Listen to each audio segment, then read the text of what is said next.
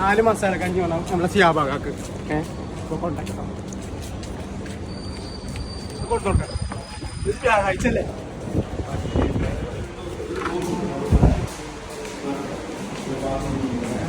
ഒരുപാട് കറിയാണ് സ്പെഷ്യൽ കറികൾ.